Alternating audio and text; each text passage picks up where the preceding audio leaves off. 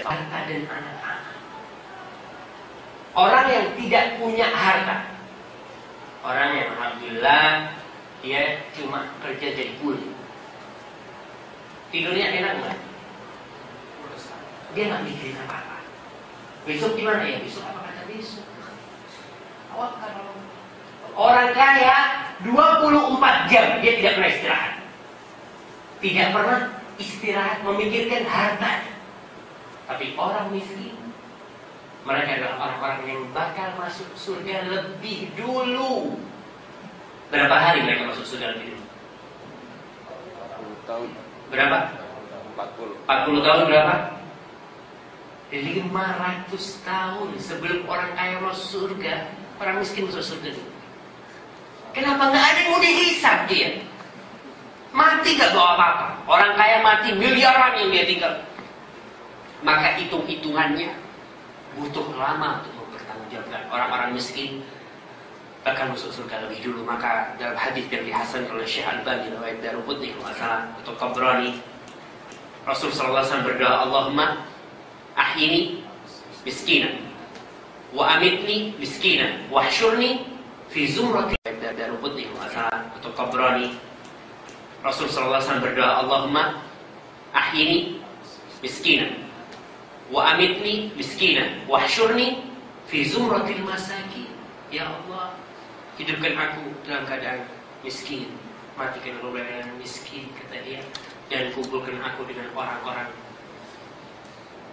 yang miskin, karena mereka bakal masuk surga lebih dahulu orang-orang miskin itu. Dan bukan berarti antum nggak boleh kaya ya, karena ini kalau gitu Ustaz, saya nggak usah kerja, saya pulang aja gitu. Berbicara tentang adab dunia karena harta, Rasul SAW bersabda dalam hadis riwayat Tirmidzi, hadis sahih, kata Rasul SAW, kita coba apa yang disabdakan Nabi, apa yang difirmankan Allah, itu pertama kali yang harus kita lakukan adalah mempraktekkannya pada diri kita. Jangan pertama dengar ayat, oh ya seperti fulan itu, jangan. Kepada diri kita, apakah kita termasuk dari ayat ini? Apakah kita termasuk dari hadis ini? Bukan orang lain. Karena kalau kita memikirkan orang lain, kita nggak pernah selamat. Karena orang lain yang selalu diminta kita. Kata Rasul SAW, man kanatil akhiratu hammahu, ja'alallahu ghinahu fi qalbihi, wa jama'a lahu syamlah, wa atathu ad-dunya wa hiya raghimah, wa man kanatid dunya hammahu ja'alallahu faqrahu baina 'ainayhi wa farraqa 'alaihi syamlah wa lam ya'tihi min ad-dunya illa ma qaddara lahu. Kata Rasul sallallahu alaihi wasallam, barang siapa yang menjadikan akhirat sebagai tempat dan tujuan akhir dari harapannya, akhirat tujuan dia, harapan akhir dia adalah akhirat. Aku ingin akhirat, aku ingin punya rumah di akhirat, aku ingin punya kebun di surga, aku ingin punya akhirat yang dipikirkan. Kerja cari akhirat. Saya kepingin bisa sedekah, Ustaz. Masa orang itu bisa sedekah, saya nggak bisa sedekah, kata dia. Masa orang itu bisa bantu, saya nggak bisa bantu, Ustaz. Saya kepingin bantu orang.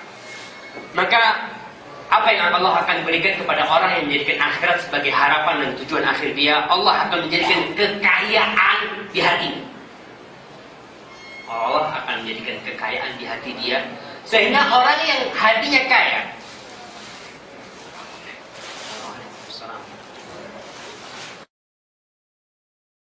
Kapan 5, wala tu'jibka amwaluhum wa auladuhum innama yuridullahu an yu'adzibahum biha fid dunya wa tazhaqa anfusuhum wa hum kafirun. Wala tu'jibka amwaluhum wa auladuhum. Nasihat buat orang-orang yang beriman, janganlah harta, benda dan anak-anak mereka itu menarik hati. Kita takjub, tertegun dengan harta benda mereka, berhasil hidupnya, anaknya semua jadi dokter, anak saya cuma lulus SD. Wala tu'jibka, jangan pernah kau tertarik dengan orang-orang seperti itu. Kata Allah, innama yuridullahu an yu'adzibahum biha, sesungguhnya Allah akan mengadab mereka, dan di dunia ini Allah akan mengadab mereka. Watazhaqa anfusuhum kafir, mereka akan mati dalam keadaan kafir. Yang dimaksud dengan azab yang diterima oleh orang-orang kaya, bukan mereka dipenjara, bukan mereka dikuburi, bukan mereka kelaparan, tidak. Azab yang dimaksud adalah kesulitan, keresahan, kebingungan, kegundahan, rasa sakit di hati. Inilah azab dunia yang hadir dan nyata yang dirasakan orang-orang kaya. Contoh tadi tentang orang kaya di Riyadh dan tidak bisa tidur malam, itu salah satu azab harta dan anak-anak. Orang yang tidak punya harta, orang yang alhamdulillah dia cuma kerja jadi kuli, tidurnya enak nggak? Dia nggak mikirin apa-apa. Besok gimana ya? Besok apa kata besok? Orang kaya 24 jam dia tidak pernah istirahat. Tidak pernah istirahat memikirkan harta. Tapi orang miskin, mereka adalah orang-orang yang bakal masuk surga lebih dulu. Berapa hari mereka masuk surga lebih dulu? 40 tahun. Berapa? 40 tahun berapa? 500 tahun sebelum orang kaya masuk surga, orang miskin masuk surga dulu. Kenapa nggak ada yang mau dihisab dia? Mati gak bawa apa-apa. Orang kaya mati miliaran yang dia tinggal. Maka hitung-hitungannya butuh lama untuk mempertanggungjawabkan. Orang-orang miskin bakal masuk surga lebih dulu. Maka dalam hadis yang dihasankan oleh Syekh Albani riwayat Daruqutni masalah atau Tabrani, Rasulullah SAW berdoa, Allahumma ahyini miskinan wa amitni miskinan wa hsyurni fi zumratil masakin. Ya Allah, hidupkan aku dalam keadaan miskin, matikan aku dalam keadaan miskin, kata dia, dan kumpulkan aku dengan orang-orang yang miskin, karena mereka bakal masuk surga lebih dahulu orang-orang miskin itu. Bukan berarti aku nggak boleh kaya ya, jangan karena ini ya, kalau gitu saya nggak usah kerja, saya pulang aja gitu. Berbicara tentang azab dunia karena harta, Rasul SAW bersabda dalam hadis riwayat Tirmidzi, hadis sahih, kata Rasul SAW, kita coba apa yang disabdakan Nabi, apa yang difirmankan Allah, itu pertama kali yang harus kita lakukan adalah mempraktekkannya pada diri kita. Jangan pertama dengar ayat, oh ya seperti fulan itu, jangan. Kepada diri kita, apakah kita termasuk dari ayat ini? Apakah kita termasuk dari hadis ini? Bukan orang lain. Karena kalau kita memikirkan orang lain, kita nggak pernah selamat. Karena orang lain yang selalu pada kita. Kata Rasul SAW, man kanatil akhiratu hammahu, ja'alallahu ghinahu fi qalbihi, wa jama'a lahu syamlah, wa atathu dunya wa hiya raghimah.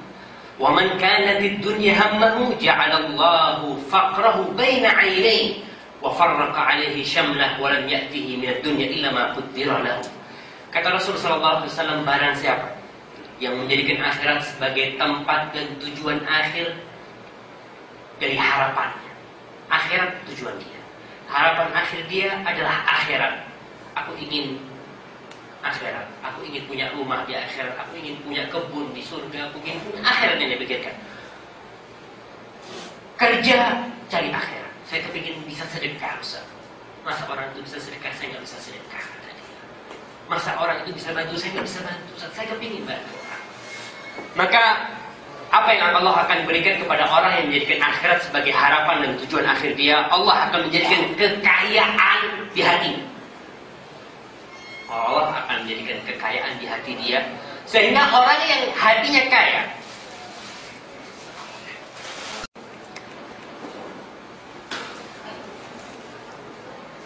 oke, kita lanjutkan.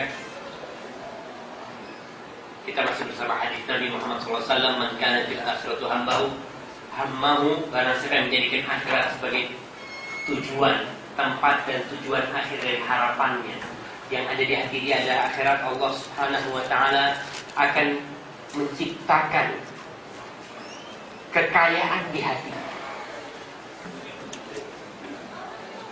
Wa jama'a 'alaihi syamlah. Urusan-urusan dia Allah mudahkan dengan dia. Wa atathu dunya wa hiya ramim. Dunia itu akan datang sedangkan dia enggak mau. Kenapa? Orang ini orang yang kaya. Allah menjadikan kekayaan di hati. Tapi ada orang yang menjadikan hamba, yang dia pikiran dia fulus. Ya apa ini, gaji belum turun, fulus. Yang dia pikir bagaimana anak-anak sekolah nanti, yang dia pikirkan bagaimana bikin rumah, bagaimana usaha, dunia yang dia pikirkan. Maka ja'alallahu faqrahu baina 'ainaihi. Allah akan menjadikan kefakiran di hadapan matanya. Miskin terus dia. Sudah punya uang tetap miskin, tetap kurang, gak cukup. Kenapa? Allah sudah menjadikan kefakiran di depan matanya. Dapat gaji 1.000 gak cukup. Kenapa? Itu teman saya dapat 1.500. Dapat 2.000 gak cukup. Kenapa? Karena kefakiran itu ada di benak dia. Dan urusan dia Allah cerai beraikan. Walam ya'tihi min dunya illa ma qadara. Dan tidak akan datang dunia kepada dia kecuali yang sudah Allah takdirkan, yang sudah Allah takar buat dia. Ibnu Qayyim rahimahullah ta'ala